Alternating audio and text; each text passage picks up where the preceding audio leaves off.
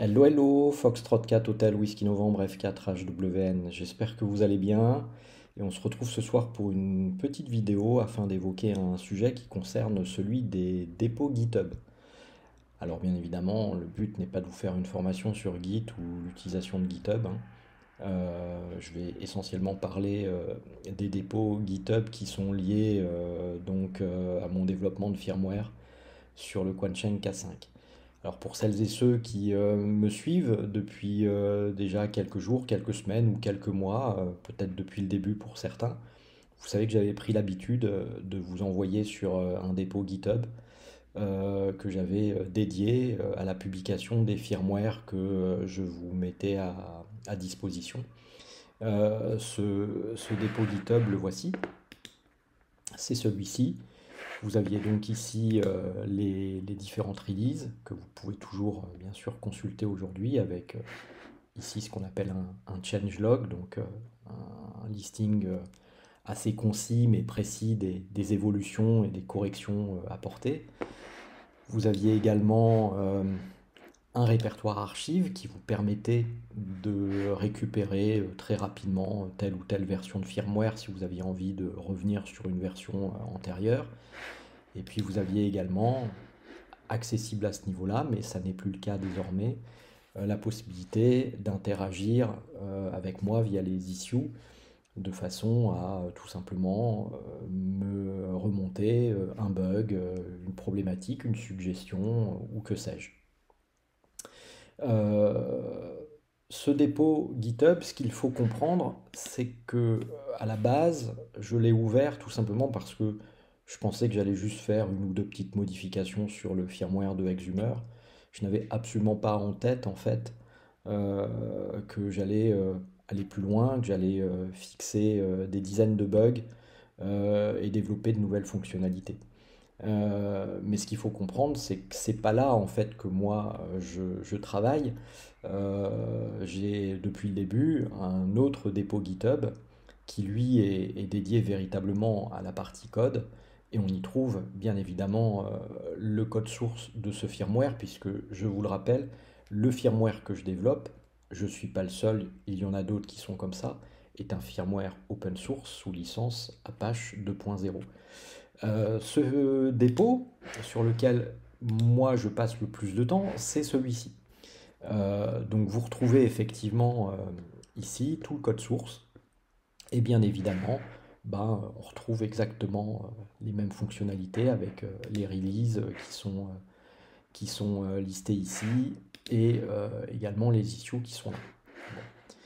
Ce que j'ai décidé de faire en fait, c'est de me séparer du premier dépôt GitHub sur lequel je ne me contentais que de publier les firmwares compilés.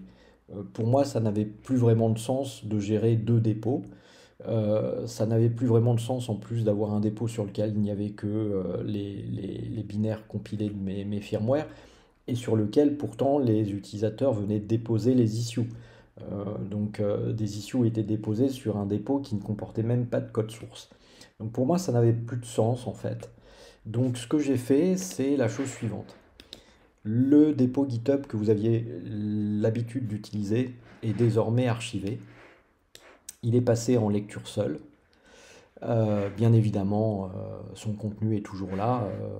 L'archivage de tous les firmwares que j'ai développés depuis le début est parfaitement accessible, etc., etc. Il n'y a pas de souci là-dessus. J'ai modifié le README de façon à inviter tout le monde à plutôt maintenant, à partir de maintenant, se référer à l'autre dépôt que je viens de vous montrer. Et en complément, j'ai déplacé toutes les issues dans cet autre dépôt. Donc le dépôt désormais qui va servir de point de fixation pour mon firmware, c'est ce dépôt, donc le uv-k5-firmware-customs. C'est essentiellement là que les choses vont se passer. Alors, à votre niveau, en fait, ça ne change pas grand-chose, hein. Euh, Vous retrouvez bien évidemment le répertoire archive qui est ici, avec l'historique de toutes les versions de firmware que j'ai développées. Aucun souci là-dessus. Vous avez également, donc, dans la section release, les dernières versions que j'ai publiées avec le changelog. Au passage, vous avez un lien direct qui vous emmène sur tout simplement l'outil de flashage en ligne, qui, je vous le rappelle, est pour moi la solution la plus simple et la plus souple pour flasher votre firmware, pour peu que vous ayez bien sûr une connexion Internet active, évidemment. Vous retrouvez des liens vers le wiki, je reviendrai dessus juste après, le dépôt dédié à Chirp, et en pièce jointe, d'une façon générale, vous avez ici, accessible d'un simple clic, le driver dédié à Chirp et le firmware en version, là en l'occurrence, 2.7. Donc il suffit de cliquer dessus pour les récupérer si vous avez envie de les garder chez vous ou les flasher. Vous pouvez bien sûr également récupérer l'arborescence complète du code source sous différents formats, donc au format zip ou au format tarball, enfin tar-gz. Voilà, donc c'est exactement pareil. Les issues sont également désormais ici, c'est-à-dire que toutes les issues qui étaient publiées sur l'ancien dépôt ont été ramenées donc sur ce dépôt UV-K5-firmware custom. Donc c'est exactement la même chose qu'avant, en beaucoup plus riche, avec le code source en plus. Je vais vous montrer le lien là qui part vers un truc qui s'appelle le wiki. Alors, le wiki c'est quoi? Vous le savez, depuis le début, je fais en sorte de m'exprimer dans mes vidéos en français. D'abord parce que c'est plus simple pour moi, bien évidemment, et ensuite parce que, à mon avis, ça répond aussi à une attente. Il y a énormément de chaînes YouTube qui donc utilisent l'anglais comme langue de prédilection, et c'est normal. Je trouve tout aussi normal qu'il y ait quelques chaînes qui choisissent d'utiliser plutôt le français. Et c'est mon cas, c'est la décision que j'ai prise depuis le début de cette chaîne, je m'exprime en français, et je pense que ça comble quelque part un manque en fait. Il y a tellement de chaînes en anglais, avoir quelques chaînes en français, à mon avis, c'est pas plus mal pour la communauté en général. Je sais également que mon firmware est très utilisé en France. Je reçois de nombreux messages, je le vois au travers de vos commentaires, je le vois dans les issues, j'en entends parler également sur l'air quand je suis en QSO avec différents OM. Régulièrement, on me parle de mes développements. Donc je sais qu'au niveau français, et par extension francophone, mon firmware est pas mal utilisé. Mais en fin de compte, je me suis aperçu avec le temps qu'il était également utilisé par des personnes qui ne parlent pas du tout français, qui sont plutôt donc des personnes qui vont beaucoup plus systématiquement maîtriser la langue anglaise. Et je ne pouvais pas en fait ne rien faire pour ces gens-là. Donc, partant du principe qu'il y a un PDF extrêmement complexe, extrêmement riche, rédigé par Alain, je me suis dit, je vais quand même, moi, de mon côté, essayer de faire un petit effort pour maintenir un semblant de documentation en anglais. C'est l'objectif du wiki. Donc le wiki, vous pouvez y accéder soit en cliquant donc à ce niveau-là, soit tout simplement à tout moment quand vous êtes sur le firmware, sur ici le lien wiki. Vous tombez du coup sur une succession de pages. C'est en fait une évolution du wiki qui était présent sur le firmware Exhumer, si ce n'est que bien évidemment, je l'ai adapté. J'ai rajouté toutes les modifications que j'avais pu apporter. En tout cas, j'ai essayé de faire au maximum quelque chose qui colle à ma version de firmware. Donc tout ça est complètement consultable, très simplement, et essentiellement en langue anglaise. Au passage, je vous montre ici quelque chose que j'ai commencé à développer dans la version 2.8. Je ne pense pas que ça sera quelque chose que je vais activer par défaut dans ce firmware, dans cette future version 2.8, tout simplement parce que je pense que ça n'aura pas d'intérêt pour la très large majorité des utilisateurs. Mais cette fonctionnalité que j'ai développée me permet de prendre des screenshots, des captures d'écran, pour utiliser plutôt un terme français, des captures d'écran de l'écran du K5, de façon à avoir une capture d'écran qui va me donner un rendu totalement réaliste avec ce qui est affiché à l'écran du K5. C'est ce que vous voyez ici avec des exemples de screenshots, donc de capture d'écran, encore une fois, que j'ai prises et dont j'ai parsemé les pages du wiki par-ci par-là pour montrer un certain nombre d'affichages typiques de mon firmware, ce qui donnera forcément une idée aux personnes qui vont découvrir ce firmware ou tout simplement lire la documentation pour s'informer. Je pense que ça donnera quelque chose de plutôt mieux qu'une simple photo prise avec un smartphone où l'angle de prise de vue n'est jamais le même, la luminosité n'est jamais la bonne, il y a toujours des reflets, etc., etc. Là, on a une capture d'écran qui est extrêmement fidèle à ce qui est affiché à l'écran. C'est même parfaitement fidèle à ce qui est affiché à l'écran.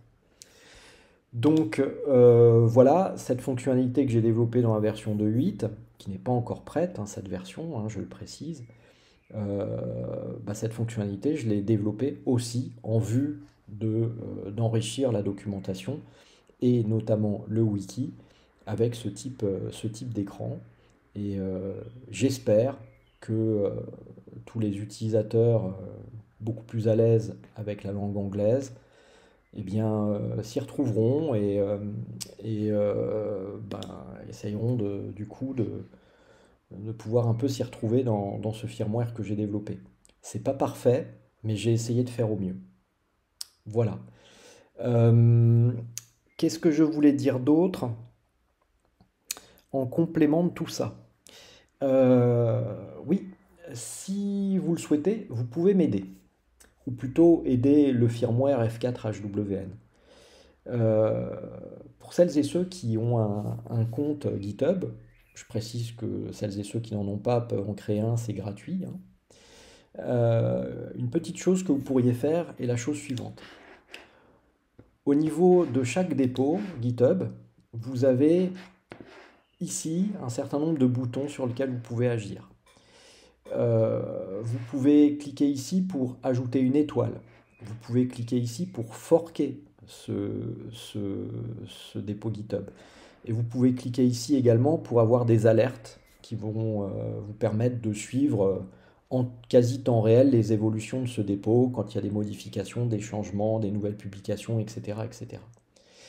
En l'occurrence, vous voyez actuellement que sur ce dépôt, il y a 35 personnes qui ont mis une étoile, il y a 5 personnes qui surveillent ce dépôt et 4 personnes qui l'ont carrément forqué. Sur l'ancien dépôt, qui à terme sera probablement fermé, et que de toute façon j'ai passé en read-only et je n'y toucherai a priori plus à partir de maintenant, vous voyez qu'il y avait 108 étoiles, 15 personnes qui surveillaient ce qui se passait et 8 forks. Euh, je vous encourage donc, si vous avez un compte GitHub, si vous n'en avez pas, encore une fois, vous pouvez en créer un. Ça pourra vous être utile notamment pour poster des issues ou ce genre de choses. Je vous encourage à ajouter une étoile ou à forquer le projet ou à le surveiller, etc., etc. Alors le surveiller, ça vous permettra d'être au courant à chaque fois que ça bouge, hein, bien sûr. Euh, L'important, c'est que ça peut aider en fait à faire progresser la notoriété entre guillemets de ce firmware. Alors je le précise, moi ça m'est parfaitement égal, hein, mais l'idée c'est si ce firmware gagne en visibilité, peut-être, je dis bien peut-être, que ça aidera à faire bouger deux choses. La première, elle concerne Quansheng. Vous savez que je suis rentré en contact avec eux à plusieurs reprises, j'ai échangé régulièrement avec eux. Je leur ai suggéré d'essayer de faire en sorte de sortir une nouvelle version avec une version du Cortex ARM M0 mis à jour, si possible avec plus de mémoire flash, de façon à ce qu'on ait 128 ou 256 kg de mémoire et pas 64 comme aujourd'hui, ce qui est très pénalisant. Ils m'ont répondu, ils envisagent peut-être de le faire, hein, mais il n'y a rien de sûr. Ils ont évoqué le fait qu'ils allaient y réfléchir. Bon, je me dis que si ma demande euh, vient de quelqu'un qui a développé un firmware qui commence à prendre une certaine ampleur, peut-être que ça pèsera un peu plus dans leur décision. En tout cas, ce serait assez logique. Euh, L'autre acteur qui pourrait être influencé également par cette entre guillemets reconnaissance de ce firmware, c'est l'équipe de Chirp. Si ce firmware entre guillemets devient mainstream, j'entends par là une sorte de standard, quelque chose d'assez commun et de déployé sur les Quansheng K5, eh bien, il y a une possibilité forte que Chirp se dise bah, on va embarquer le support du firmware F4 HWN en standard dans Chirp. Vous n'auriez plus à ce moment-là à déployer un driver spécifique associé. Donc c'est pas pour moi qu'il faut le faire, c'est pour le firmware et éventuellement pouvoir un peu plus peser qu'on ne le peut aujourd'hui. Alors pour information, hein, je le précise, je vais vous les montrer après, mais euh, si vous regardez ce qui se passait du côté de Exhumer, on ne joue pas dans la même cour, hein. Lui, il est monté jusqu'à 960 étoiles. Il y avait 39 personnes qui suivaient le repository de très près et il y a eu 263 forks. Alors inutile de vous dire que moi, avec mes 4 forks et mes 35 étoiles, je suis tout petit, c'est-à-dire totalement insignifiant. Donc si ce nombre d'étoiles, de forks pouvait augmenter, peut-être que ça pourrait favorablement influencer un peu les choses. Voilà. Alors bien sûr, je ne vous force pas à le faire. Si mon firmware ne vous intéresse pas, ne le faites pas, bien évidemment. Mais sachez que vous pouvez éventuellement aider à promouvoir ce firmware au travers de cette action. Voilà les amis. Je pense avoir à peu près fait le tour. Oui. Donc on va s'arrêter là. Je vous mettrai les informations bien sûr dans la description de la vidéo. Notamment, je vous rappellerai l'URL d'accès au dépôt que je vous encourage à suivre à partir de maintenant. Vous aurez du coup absolument tout, code source compris. Sous la description, vous allez retrouver bien évidemment les commentaires pour les questions, les remarques ou les insultes. Et d'ici là, écoutez, je vous souhaite une excellente soirée. Prenez soin de vous et de vos proches. Faites des trucs, amusez-vous. Et puis on se dit à la prochaine fois. 73 à tous, 4HWN en QRT. Ciao, bye bye.